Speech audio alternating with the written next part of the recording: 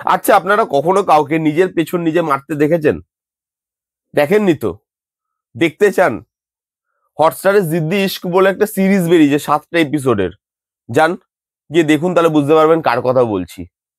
রাজ চক্রবর্তী এমনি ভালো film maker, maximum cinema ঝেড়ে বানায়, কিন্তু এমনিতে ঝাড়াগুলো ভালো হয়, মানে জেরক্স মেশিন থেকে যে জেরক্সটা বেরোয় সেটা ভালোই হয় আলটিমেটলি বেশিরভাগ সময়। নিজের সিনেমা নিজে কে এইভাবে ঝেড়ে দেয় রাজদা?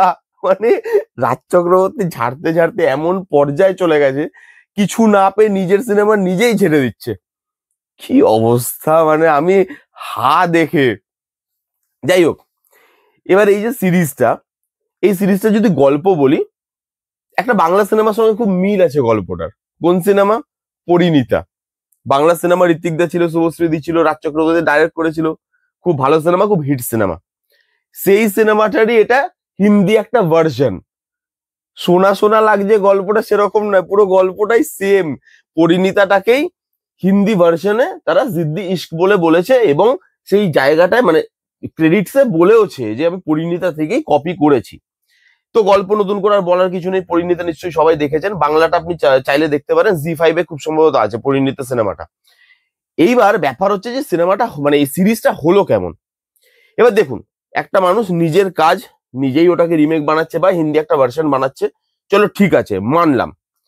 এখানে যে লিড হিরোইন, তার প্রথম ডায়লগ বেরিয়েছে মুখ থেকে, আমি বুঝে গেছি যে সিরিজটা কোন দিকে যাবে, সিরিজটা আলটিমেটলি কি হতে চলেছে, তার প্রথম ডায়লগে আমি বুঝে গেছি। দেখুন, পরিণীতা এমন একটা সিনেমা যেটা না ইমোশনের উপরে বেসড। পুরো পুরো সিনেমাটা আপনি যদি দেখেন, সিনেমাটার থেকে যদি আপনি ইমোশনটা বাদ দিয়ে দেন, তাহলে 70% সিনেমা ওখানেই চলে গেল, আর সিনেমাটার মধ্যে বাকি কিছু রইলো না, কারণ ইমোশনটা এত ওয়ার্ক করে পরিণীতাতে। এই গোটা সিরিজে ইমোশন ওয়ার্কই করছে না ভাই। পারফরমেন্স, শুভশ্রীদির পারফরমেন্সটা আপনি দেখবেন ওখানে।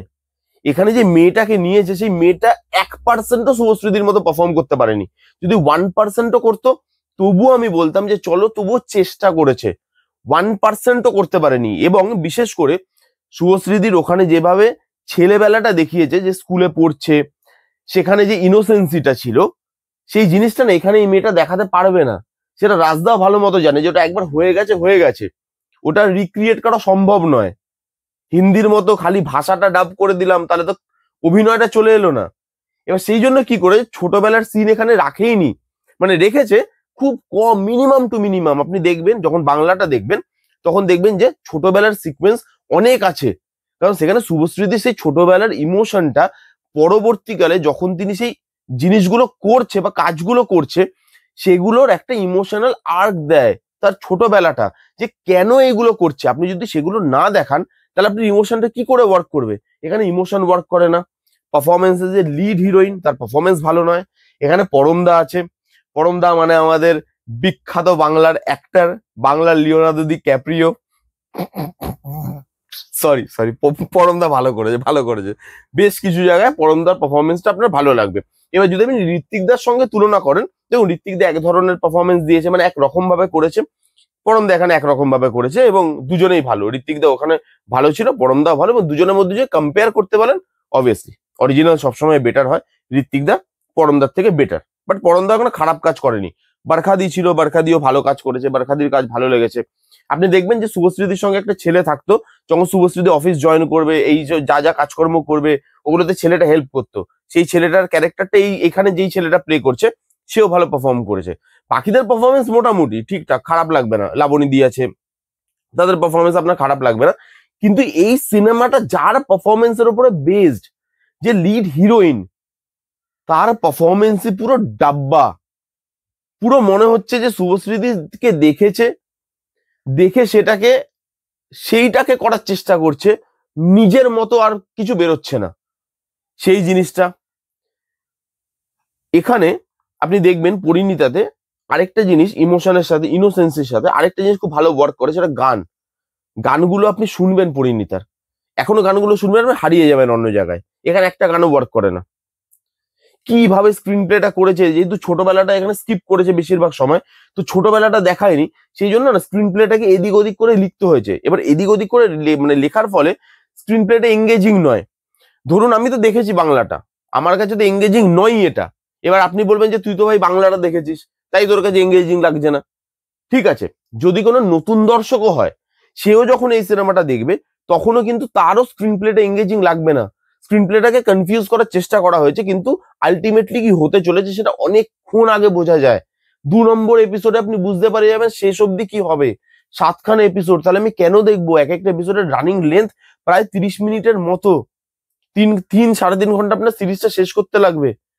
2 নম্বর এপিসোডে বুঝে যাচ্ছে, তাহলে লোক পুরোটা কেন দেখবে? আর ভাই হিন্দি ডাবিং, সবার যা হিন্দি ডাবিং ভাই, শুনে আপনার মনে হবে বাংলাই বলো।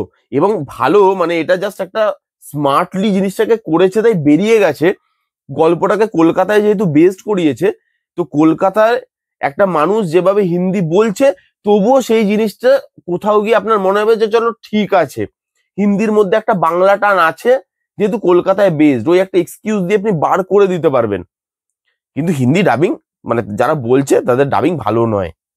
এখানে ভিএফএক্স এর কাজ একটা দুটোই আছে অ্যাকশন সিকোয়েন্সে, ভিএফএক্স আপনি দেখবেন, একটা জায়গায় আছে এক ত্রিশূল ফুটাবে, ওই সিন দেখবেন, বুকে ফুটিয়ে দিয়েছে, কিন্তু বুকে ফোটানোর পর ত্রিশূলটা বুকের মধ্যে নড়াচড়া করছে, মানে ভিএফএক্স এ বসিয়ে দিয়েছে তো ত্রিশূলের ইয়েটা ছিল, ওই যেটা থাকে সামনে, যেটা দিয়ে ফোটায় আর কি, ওটা নড়াচড়া করছে।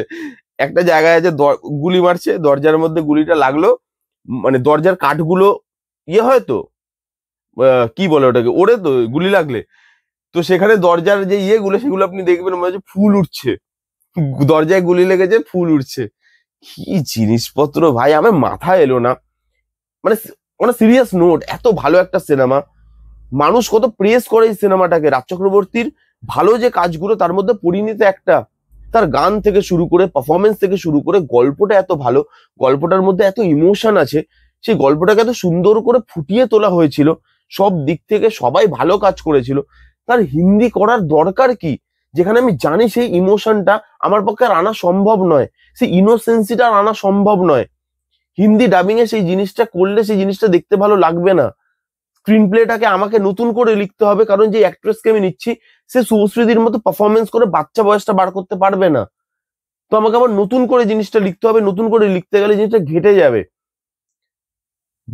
এত এত এক্সপিরিয়েন্স ফিল্ম মেকার সেরকম ধরনের সিরিজ কি করে বানায় আমি জানি না বস। এখন বাজে রাত 4টে, সবই পেটের দায়, বুঝলেন, কিচ্ছু করার নেই। যাই হোক, দেখলাম আমি জিদ্দি ইশক, আমার জন্য তো একদমই ওয়ার্ক করেনি, যেহেতু আমার অ্যাকচুয়ালটা দেখা। যাদের অ্যাকচুয়ালটা দেখা নেই তারা দেখতে পারেন, তাদের জন্য ভালো লাগলে তাদের লাগতে পারে, তো এবার যে দেখবে তার উপরে এটা ডিপেন্ড করছে। আমার একদম পোষায়নি, এবং আমি বলবো যারা যারা এই সিনেমাটার এসেন্সটাকে এনজয় করতে চান, প্রথমবার হলেও সে প্রথমবারই এসেন্সটাকে এনজয় করতে চান, তাহলে আপনি বাংলাটা দেখুন। বাংলাটা দেখুন, সাবটাইটেলে দেখুন, ইংলিশ সাবটাইটেল, যদি আপনি বাংলা ভাষী না হন আপনি ইংলিশ সাবটাইটেলে দেখুন, বাট আপনি মানে বাংলাটাই দেখুন, তাহলে ওই এসেন্সটা আপনি খুঁজে পাবেন, ওই রনেসটা খুঁজে পাবেন। এখানে ওই রনেসটা, ওই এসেন্সটা কাজই করে না, রাজদা একদম ডেলিভার করতে পারেনি। এই ছিল রিভিউ। কারা কারা দেখেছেন অলরেডি কমেন্ট করে জানান, যারা যারা দেখেননি দেখবেন কি দেখবেন না আপনাদের ব্যাপার। কেমন লাগলো রিভিউটা জানাতে ভুলবেন না, ভালো লাগলে please go thumbs up, like করবেন, কমেন্ট করবেন, শেয়ার করবেন, চ্যানেলটাকে মাস্ট সাবস্ক্রাইব করবেন। দেখা হচ্ছে নেক্সট কোনো ভিডিওতে, ততক্ষণ bye bye, take care and be safe.